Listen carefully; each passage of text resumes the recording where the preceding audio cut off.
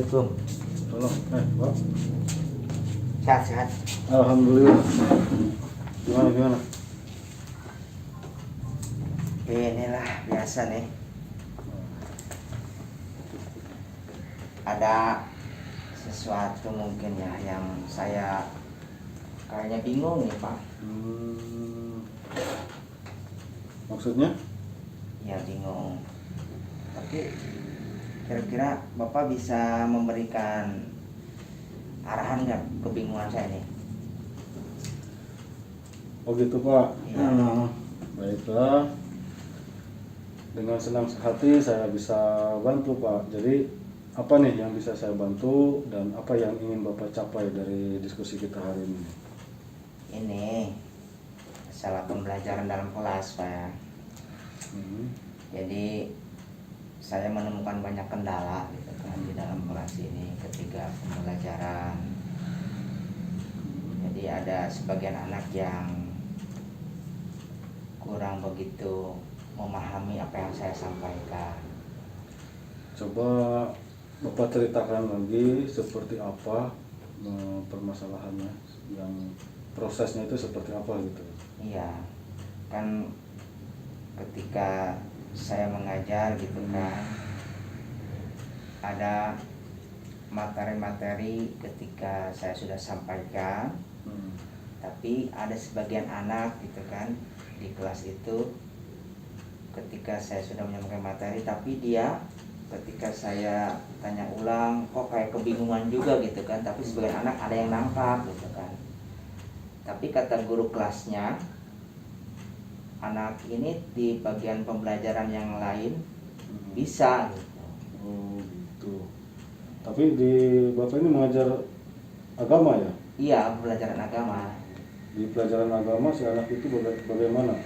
Ya, di pembelajaran agama saya kan menyampaikannya selalu dengan materi metode ceramah Pak ya gitu kan, materi ceramah gitu kan.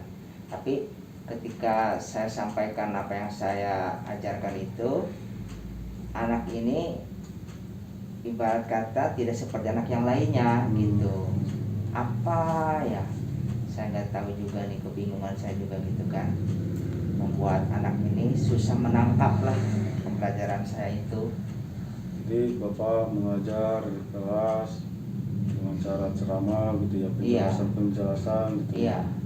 Tapi ketika pelajaran di guru kelasnya si anak itu bagaimana? Bisa katanya. Bisa. Kata guru kelasnya. Tapi di pembelajaran dia mah bisa katanya gitu kan. Enggak ini aktif orangnya katanya gitu. Tapi di bagian pas pembelajaran dia tidak ada respon gitu. Oh, gitu. Nah, sekarang coba Bapak kira-kira hambatan apa sih yang kira-kira menurut Bapak itu sehingga si anak itu seperti itu gitu. Ya kan kalau dibandingkan dengan guru kelasnya gitu ya kan, memang saya selama ini mengajar tidak seperti guru kelasnya itu ya. Kalau guru kelasnya memang saya lihat itu pengajarannya dia banyak menggunakan banyak media, banyak sekali gitu Pak ya. Memang kalau di agama saya hanya sekedar ya ceramah-ceramah menyampaikan materi aja gitu kan, tidak terlalu banyak memakai media-media seperti guru kelasnya, banyak media peraganya gitu. Oh jadi seperti itu masalahnya kayak. Ya. Jadi apa nih yang bisa Bapak simpulkan nih dari itu? Jadi ketika Bapak mengajar si anak ini kurang gitu ya, ketika dengan guru kelasnya ternyata si anak ini bisa nih. Ya. Kira-kira apa sih yang menyebabkan anak seperti itu ya?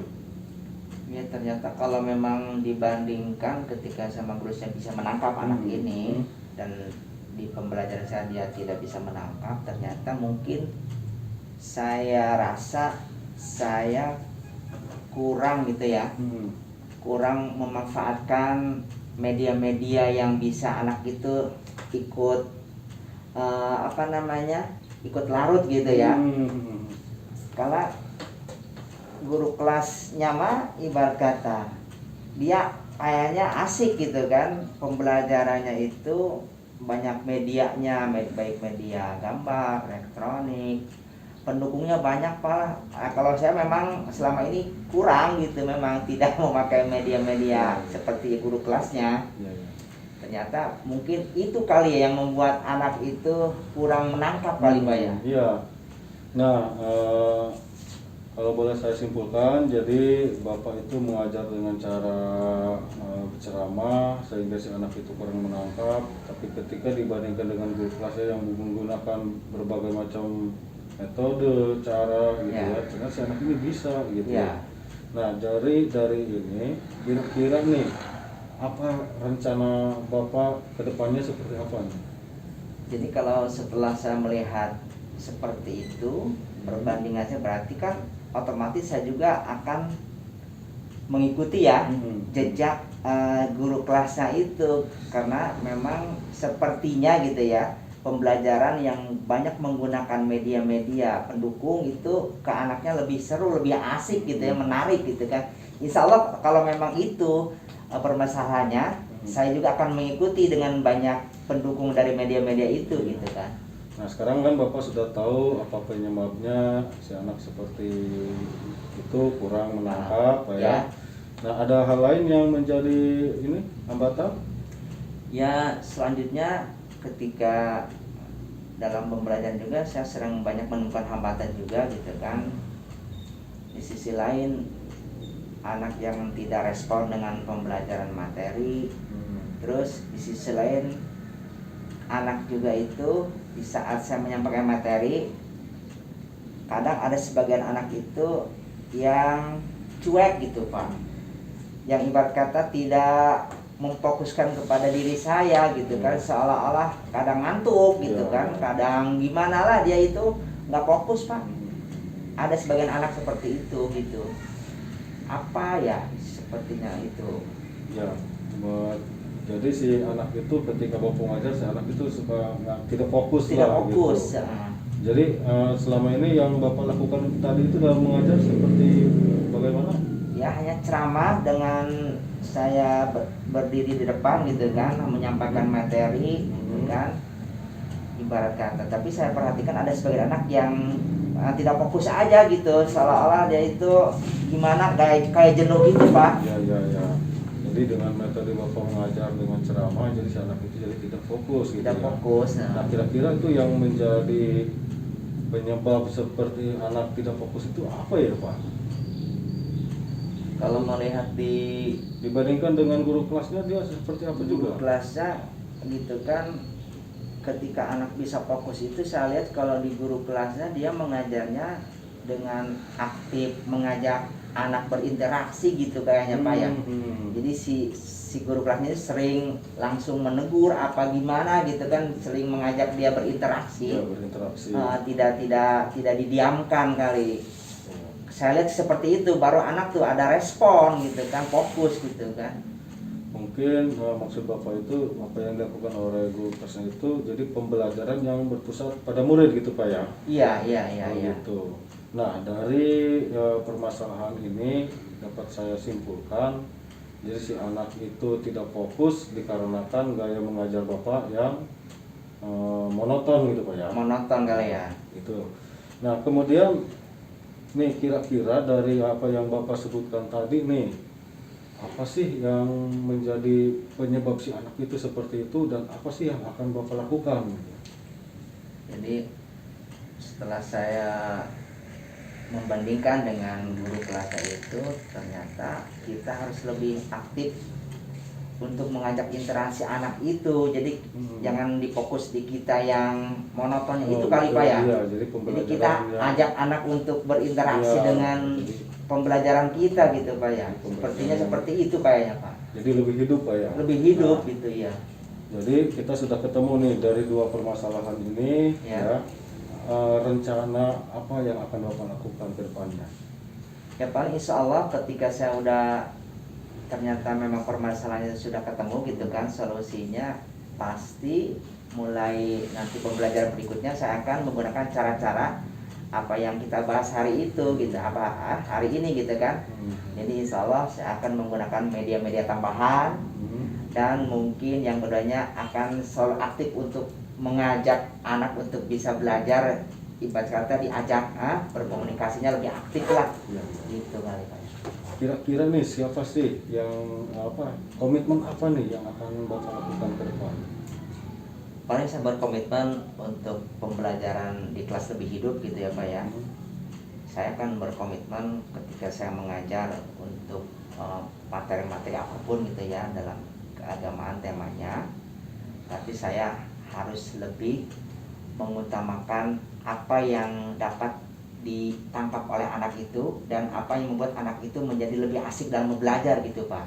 Jadi saya tidak monoton kepada diri saya, tapi saya akan memfokuskan anak itu seperti apa maunya gitu. Mungkin itu yang bisa saya komitmen kan. Jadi khusus untuk bisa anak itu lebih tertantang lagi, bukan sayanya yang ibarat kata ngoceh gitu Pak ya. Jadi anaknya ini yang biar aktif. Nah, komitmen saya seperti itu untuk bisa anak ini belajar dalam kelas supaya hidup lah, lebih hidup. Jadi kalau boleh saya simpulkan lagi nih Pak nih, jadi Bapak itu akan berkomitmen mengubah gaya belajar Bapak Ya. yang monoton dengan gaya belajar yang lebih interaktif dengan Interaktif. anak dan menggunakan media-media Media tambahan. yang menunjang sesuai dengan kebutuhan gaya belajar anak gitu Pak. Iya, iya seperti itu. Apa yang anak lebih seru gitu kan, Iya, itu iya. yang akan saya manfaatkan gitu kan. Kemudian dari komitmen ini siapa nih yang dapat membantu Bapak nih untuk melaksanakan komitmen ini? Ya, saya paling minta ibarat kata membantu untuk guru-guru yang lain ataupun pihak sekolah gitu ya, agar bisa pembelajaran ini lebih seru dan asik dalam kelas. Adapun kebutuhan media-media, malah saya menghubungi kepala sekolah gitu kan, untuk bisa mengadakan apa yang saya inginkan. Media-media itu bisa membuat anak belajar lebih asik aja gitu Pak. Jadi saya minta bantuan kepada pihak sekolah aja gitu kan. Jadi mungkin maksud Bapak akan ke Bapak kepala sekolah berdiskusi untuk meminta bantuan siapa yang bisa membantu Bapak dalam mewujudkan gaya belajar ini gitu ya. Jadi terutama dalam hal pengadaan media pembantu itu gitu Pak. Baik Bapak, dari diskusi kita ini bagaimana perasaan Bapak nih setelah diskusi ini? Ya alhamdulillah ya, berarti diskusi ini saya dapat menemukan solusi-solusi kendala-kendala ketika dalam pembelajaran dalam kelas. Alhamdulillah saya sudah dapat namanya pijakan ya untuk metode-metode selanjutnya. Jadi saya akan menggunakan apa yang kita diskusikan hari ini gitu kan. Insya Allah. Jadi sudah lega ya? Sudah lega, alhamdulillah. Jadi sudah ada gambaran lah untuk bisa belajar di kelas selanjutnya gitu kan. Alhamdulillah sudah lega. Kalau begitu, ada lagi? Sudah, alhamdulillah. Saya terima kasih ya Pak atas arahannya. Sama-sama. Mudah-mudahan apa yang tadi Bapak arahkan ataupun solusikan bisa menjadi bermotivasi saya lebih dalam pembelajaran di kelas itu nantinya. Ya, sama-sama Pak. Ya, terima kasih Pak ya. Ya.